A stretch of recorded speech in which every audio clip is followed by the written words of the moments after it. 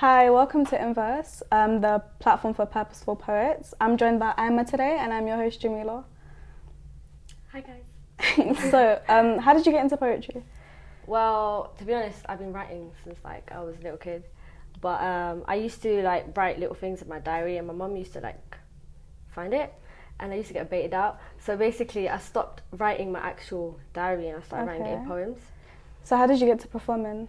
Performing, well, to be honest, I didn't really think I could get to that level, to be honest, and it was in March I did my first open mic. Okay. And then from there I started doing more, and then I won best headliner just rhyme. Okay. Best open mic, and then I headlined the next show. Okay. So yeah, from there I just keep going up. Okay, so what will you be performing today?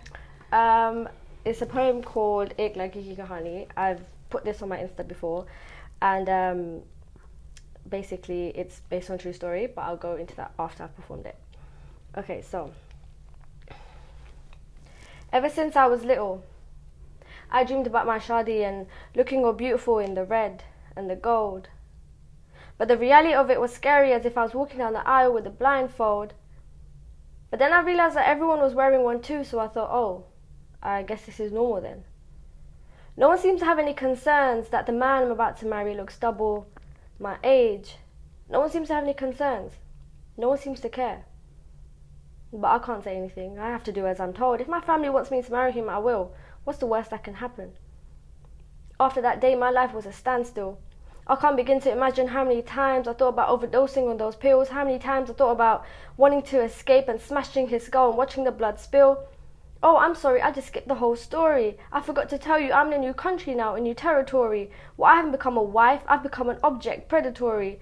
But I still can't speak up. I have to save my marriage, mandatory. I won't lie, I did search up on how to escape using the law a few times, statutory, but I can't leave. I'm in a cage, married to a man that is double my age. No one seems to care though. He used me, he abused me, but I thank God I was strong enough to not let him put a child inside of me. When I tell you how badly I had to fight for my body, but still, doesn't seem to concern nobody. I was now Italian by this little plastic card, but I didn't speak a word of Italian, and all of this was getting too hard. He took away my phone. I had no contact with my family, no text, no call, no postcard. I was halfway across the world, away from my home, but now this had to become my home. The home that I was sent out here to make, to build, to protect, because that's all a woman is, a homemaker, even though a husband is a home wrecker. Someone please help me, rescue me, save me. But that's when I started to plan my escape and how I was going to flee, because I wasn't going to stand for this. I was going to leave him behind and carry on with my life. So I got on that flight back, and when I landed, I felt so safe and secure. But all that changed when I walked through the front door. You left him. You left him without taking back your things. Where's the car? Where's the gold? Where's the property? Why did you come back empty-handed? Why did you even come back? You are a woman. A shadi should a woman. He is your husband. Do you know how much money we spent on your wedding just for you to mess this all up? Lo kya kahenge? Lo kya kahenge? What will they say when I roll up my sleeves for them to see my bruises? What will they say when I lift up my kameez to show them the cuts? What will they say when I show them the crack in my head? Lo kya kahenge if I ended up dead? Why aren't you happy that I'm no longer in danger? How can you even let me marry such a stranger? Do you not care about the kushi or izzat of your daughters? Do none of you care? When you send us out to foreign places and put us up for slaughter, we end up being the qurbani, the sacrifice. The sacrifices that we have had to make, when we've had to sit chop job while inside we crumble and break, when we would sleep and wish that we wouldn't wake. Do you not care about the future of any of us? Why don't we get a say in the rest of our lives? What can't we ever discuss? Why aren't we ever part of the conversation? Why is this a reoccurring issue throughout the whole nation, where all your girls are screaming FML, abbreviation? This is not the meaning of marriage. This is wrong. This is captivation. We are humans. We are women, not objects. Dehumanization. Ever since I was little, I dreamt about my shadi and looking all beautiful in the red and the gold. But the reality of it is scary, like being in a tsunami and having nothing to hold. You're just getting swept away with no control. And then you drown. Wow. Thank you. So where did your exact inspiration come from? Okay. And also, what does the title mean? Oh yeah. Ek Ladki Kahani is Urdu, and it translates to one girl's story, and it literally is one girl's story.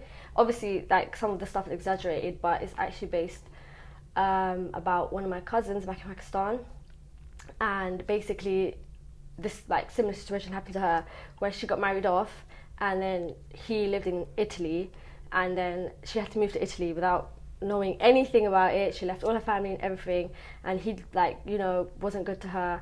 And I wrote this poem in literally 10 minutes. Like, I'm not even exaggerating. I literally wrote this in 10 minutes when we got the phone call that like he had done all this stuff to her, and like she was trying to escape. Wow, yeah. And I was so angry. Like, I was so angry, and I just wrote it. And alhamdulillah, now like things have gone a lot better for her. But like, I feel like this is an issue that is 100%, occurring, yeah. not just in Pakistan, but like in a lot of countries where the girls being forced to marry men and like double their age, the age of their dads, and it's just so wrong, and it just really angers me. So, you know, I think this is a really important issue. And so yeah, I just wrote a poem about it. It's based on one girl's story, but it's more than one girl's story. Exactly, There's so yeah. many girls that have the same story. So yeah. What do you think we can do to tackle this issue? To be honest, it's a really cultural thing, isn't it? Mm-hmm. Because like, even when I brought this up to my mum, I'm like, Yeah. Mum, how can we let this happen? She goes, it's not. What can we do to stop it? That they don't understand. You can say to them, why are you letting your daughter marry this, blah, blah, blah, but they're not going to listen. Exactly. You know, it's stuck in like their mentality. It's cultural. It's in the countries. And I think divorce is really looked upon when it's a woman Exactly. asking for it as well. So it's Exactly. really hard for women to get out of that situation. Because you're expected to stay. You're Exactly. expected to save your marriage and Exactly, all of this. yeah. And like I said in the, like, half of the poem was based on her husband being bad to her. And then it's when you come back, what your family say. Exactly. Log kya kahenge, that basically means what will people say. And that's like a mentality that still to this day is embedded in culture. Like, what would people say? Oh, I can't do this because what would people say? Oh, if my kid's doing this, okay, I'm fine with it, but what would people say? Exactly. It's all about like what people see. Exactly. It's all about image, reputation, Exactly. and that's where it kind of breaks our culture. Exactly. And that's like one of the biggest issues as well. Yeah, and divorce, like, even now, like, it shouldn't be, but women are just expected to stay. But if the guy Exactly. does something and he's just like, yeah, okay, I'm And the worst thing is, when you're a little girl, it's instilled into you. Exactly. Whatever happens to you, take it, take it, take it. Especially, like, back home. Like, Exactly. Yeah. Even in this society though, and even living in England, I've seen it as well. Yeah. Even from girls our age, girls True. born here, they're told to just stay and take what they can.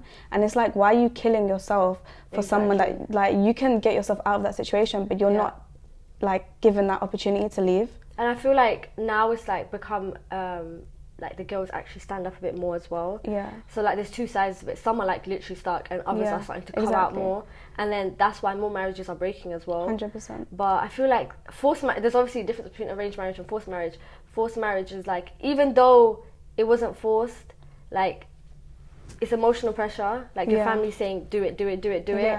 Although some people are happy with arranged marriages. Yeah, of course. Yeah. But, like, you know, especially back home, like, when you're a kid, you're a teenager, and you're getting married to someone that's, like, your dad's age. Exactly. Like, it's just Here it's wrong. so different, because even if we were to be, you know, like, asked to be in a forced marriage and being told to get married, we can go to, like, various places. Exactly. We can get away from it, but back home they have no choice, kind of thing. So yeah, I wrote this about her, and you know, because she doesn't really understand English properly, and like, my mum was like to me. So was the man Italian or was he Pakistani? No, he was Pakistani. He was her dad's friend. Oh. It was a big mess. Wow. And they moved to Italy. Okay. Yeah, he lived there, and she had to move there, and it was just a big fat mess. That's crazy. And when they did ask for divorce, the family was just like, you can't do this. You know, it's like culture just ruins everything, I think, especially back home, because it's so embedded inside, and they don't want to think about anything else. And it's so hard for us to try and wash away that kind of mentality as well. Well, thank you so much for coming down and sharing your poem. Thank you for having me. Damn girl, you're amazing. Thank you.